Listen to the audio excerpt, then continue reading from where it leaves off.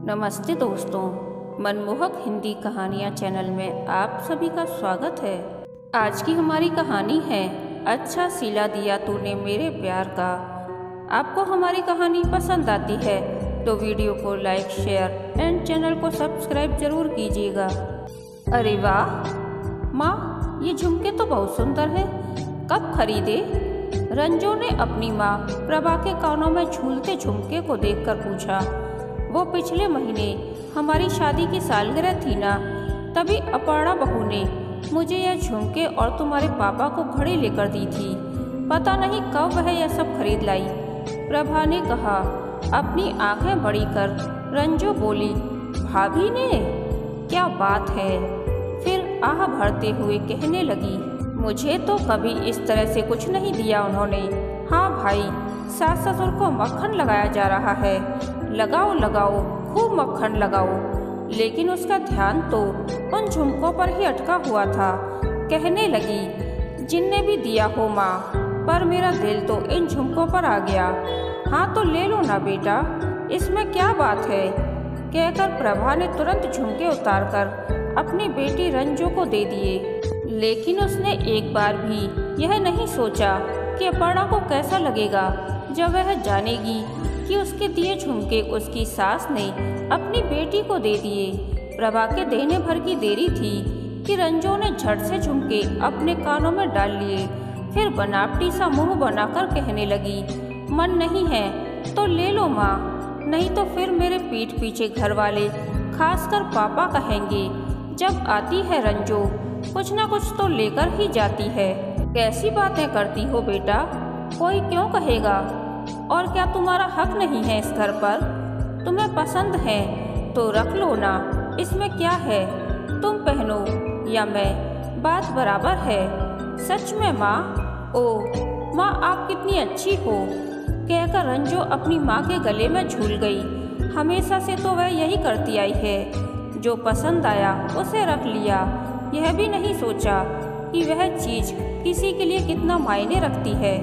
कितने प्यार से और किस तरह से पैसे जोड़कर अपर्णा ने अपनी सास के लिए वे झुमके खरीदे थे, पर प्रभा ने बिना सोचे समझे झुमके अपनी बेटी को दे दिए। कह तो सकती थी ना कि ये झुमके तुम्हारी भाभी ने बड़े शौक से मुझे खरीद कर दिए, इसीलिए मैं तुम्हें दूसरा बनवा कर दे दूंगी। पर नहीं, कभी उसने बेटी के आगे बहू की भावना को समझा है, जो अब समझेगी। माँ देखो तो, मेरे ऊपर ये झुमके कैसे लग रहे हैं? अच्छे लग रहे हैं ना? बोलो ना माँ, आईने में खुद को निहारते हुए रंजू कहने लगी। वैसे माँ, आपसे एक शिकायत है। अब किस बात की शिकायत है? प्रभा ने पूछा। मुझे नहीं, बल्कि आपके जमाई को है। कह रहे थे आपने वादा किया था उनसे ब्रेसलेट देने का, जो अब तक नहीं दिया। अरे हाँ हाँ, याद आया। अपने दिमाग पर जोर डालते हुए प्रभा बोली, पर अभी पैसे की थोड़ी तंगी है बेटा। और तुझे तो पता ही है तेरे पापा को कितनी कम पेंशन मिलती है। घर तो अपर्णा बहू और मानव की कमाई से ही चलता है। अपनी मजबूरी बताते हुए प्रभा ने कहा, वो सब मुझे नहीं पता है माँ, वह आप जानो और आपके जमाई, बीच में मुझे मत घसीटो। झुमके अपने पर्स में सहेजते हुए रंजू ने कहा और चलती बनी। बहू के दिए झुमके तुमने रंजू को दे दिए? प्रभा के कान में वह झुमके न देखकर भरत ने पूछा। उन्हें समझ में आ गया कि अभी रंजू आई थी और वह झुमके लेकर चली गई।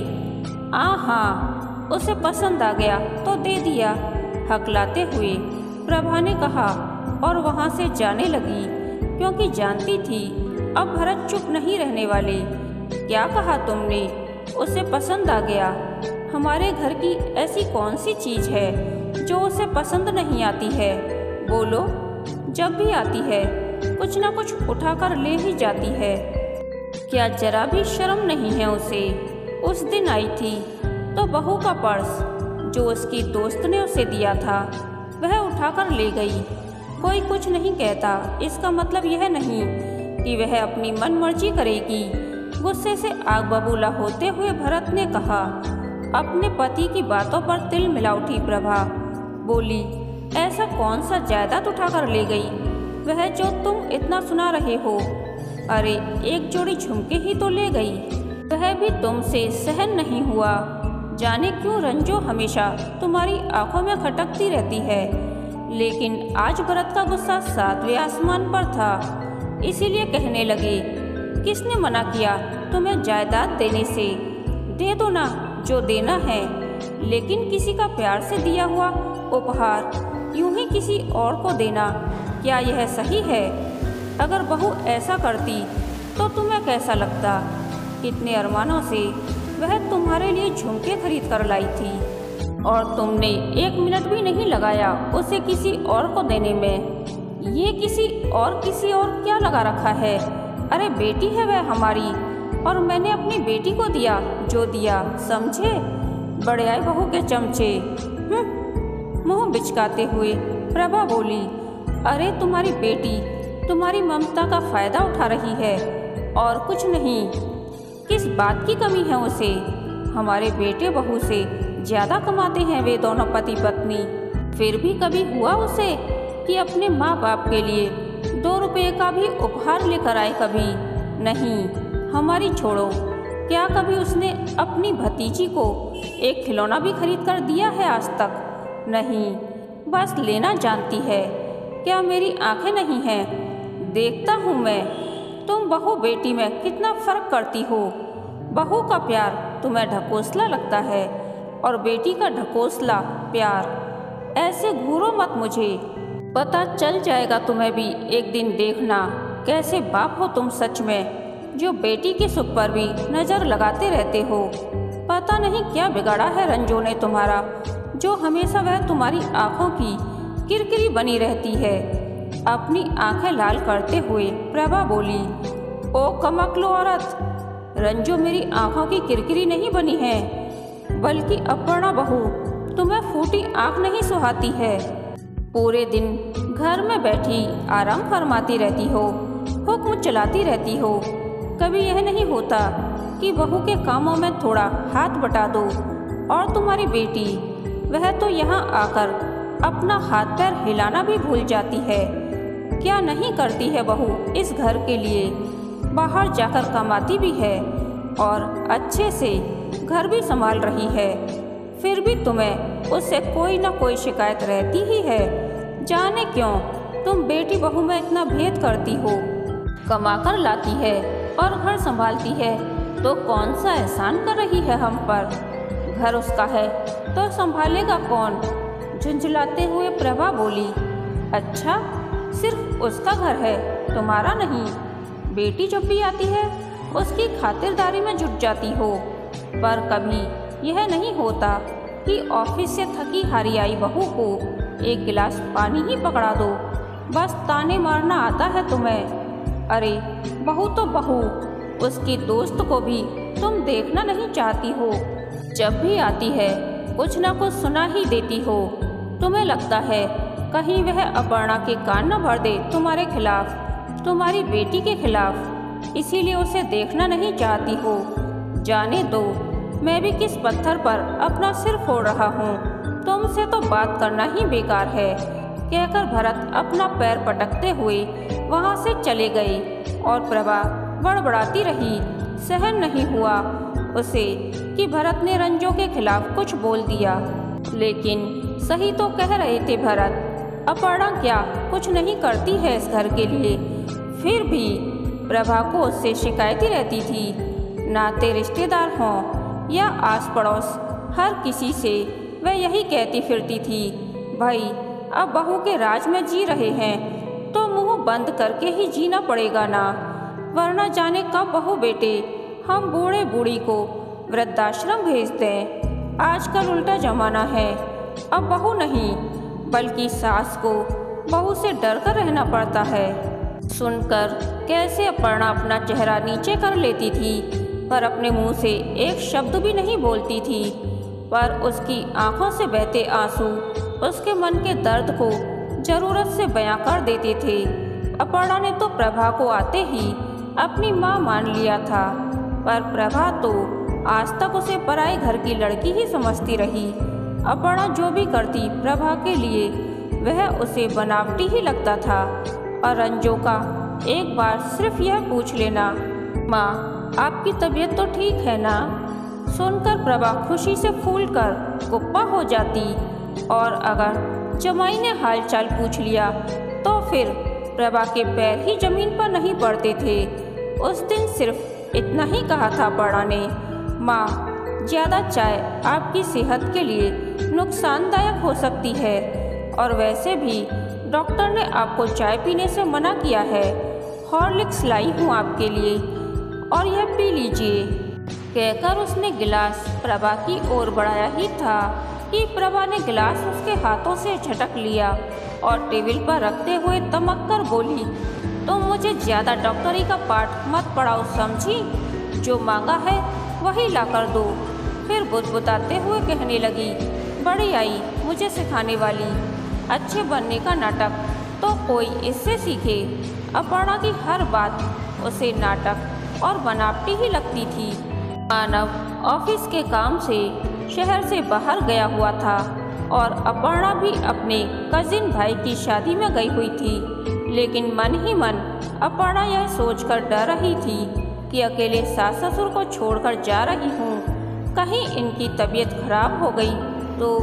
यही सोचकर जाने से पहले उसने रंजो को दोनों का ख्याल रखने और दिन में कम से कम एक बार उन्हें देख आने को कहा, जिस पर रंजो ने आग उगलते हुए कहा, आप नहीं भी कहती न भाभी तो भी मैं अपने माँ पापा का ख्याल रखती।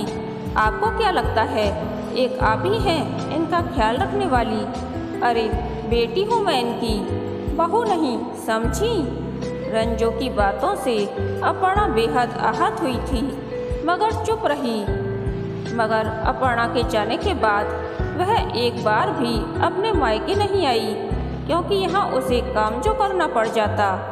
कभी कभार फ़ोन पर हालचाल जरूर पूछ लेती और साथ में यह बहाना भी बना देती कि वक्त नहीं मिलने के कारण वह उनसे मिलने नहीं आ पा रही, पर वक्त मिलते जरूर आएगी। और प्रभा सोचती बेटी को सच में उनसे मिलने का समय नहीं मिलता होगा, वरना आती जरूर। एक रात अचानक भरत की तबीयत बहुत बिगड़ गई। प्रभा इतनी घबरा गई कि उसे कुछ समझ नहीं आ रहा था कि क्या करे। उसने मानव को फ़ोन लगाया पर उसका फ़ोन नेटवर्क क्षेत्र के बाहर बता रहा था। फिर उसने अपनी बेटी रंजो को फ़ोन लगाया, लेकिन घंटी तो बज रही थी पर कोई उठा नहीं रहा था। जमाई को भी फ़ोन लगाया, उसका भी वही हाल था। जितनी बार भी प्रभा ने रंजो और उसके पति को फ़ोन लगाया उन्होंने नहीं उठाया। शायद वे सो गए होंगे, इसीलिए फ़ोन की आवाज़ उन्हें सुनाई नहीं दे रही होगी। प्रभा के मन में यह ख्याल आया। हार कर उसने अपर्णा को फ़ोन लगाया। इतनी रात गई, प्रभा का फ़ोन आया देखकर अपर्णा घबरा उठी। प्रभा कुछ बोलती उससे पहले ही वह बोल पड़ी, माँ क्या हुआ, पापा ठीक है ना? लेकिन जब उसे प्रभा की सिसकियों की आवाज़ आई तो वह समझ गई कि कुछ बात जरूर है। घबराकर वह बोली, माँ माँ आप रो क्यों रही हैं? कहिए न क्या हुआ माँ? लेकिन फिर अपने ससुर के बारे में सब जानकर वह कहने लगी, माँ आप घबराइए मत, कुछ नहीं होगा पापा को, मैं कुछ करती हूँ। उसने तुरंत अपनी दोस्त शोना को फ़ोन लगाया और सारी बातों से उसे अवगत कराते हुए कहा कि तुरंत वह पापा को अस्पताल लेकर जाए। अपर्णा की जिस दोस्त को प्रभा देखना तक नहीं चाहती थी और उसे बंगालन बंगालन कहकर बुलाती थी, आज उसी की बदौलत भरत की जान बच पाई, वरना पता नहीं क्या हो जाता। डॉक्टर का कहना था कि मेजर अटैक था, अगर और थोड़ी देर हो जाती मरीज को लाने में तो इन्हें बचाना मुश्किल हो जाता। तब तक अपर्णा और मानव भी अस्पताल पहुंच चुके थे। फिर कुछ देर बाद रंजो भी अपने पति बेटे के साथ वहां आ गई। बेटे बहू को देखकर बिलख बिलख कर रो पड़ी प्रभा और कहने लगी, आज अगर शोना न होती तो शायद तुम्हारे पापा जिंदा न होते। अपर्णा के भी आंसू रुक नहीं रहे थे। उसे लगा उसके ससुर को कुछ हो जाता तो वह खुद को कभी माफ नहीं कर पाती। सास को अपने सीने से लगाकर ढांढस बताया कि अब सब ठीक हो जाएगा। अपनी दोस्त सोना को तहे दिल से धन्यवाद दिया कि उसकी वजह से उसके ससुर की जान बच पाई। इधर अपनी भाभी को माँ के करीब देखकर रंजो भी मगरमच्छ के आंसू बहाते हुए कहने लगी, माँ मैं तो मर ही जाती अगर पापा को कुछ हो जाता तो। इतनी खराब हूँ मैं जो आपका कॉल नहीं देख पाई। वह तो सुबह आपकी मिस कॉल देखकर वापस आपको फ़ोन लगाया तो पता चला, वरना यहाँ तो कोई कुछ बताता भी नहीं मुझे। अपर्णा की तरफ घूरते हुए रंजो बोली। उसका इशारा उसकी तरफ ही था।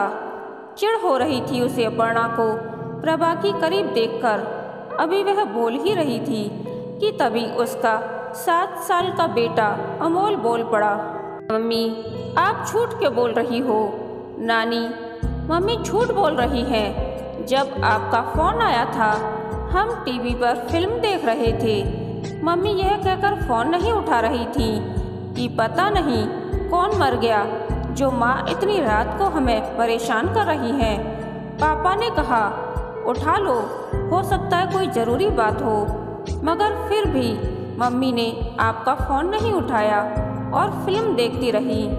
अमोल की बातें सुनकर सब हतप्रभ रह गए और रंजो को तो मानो काटो तो खून नहीं। प्रभा एक टक कभी अपने नातिन को देखती तो कभी अपनी बेटी को।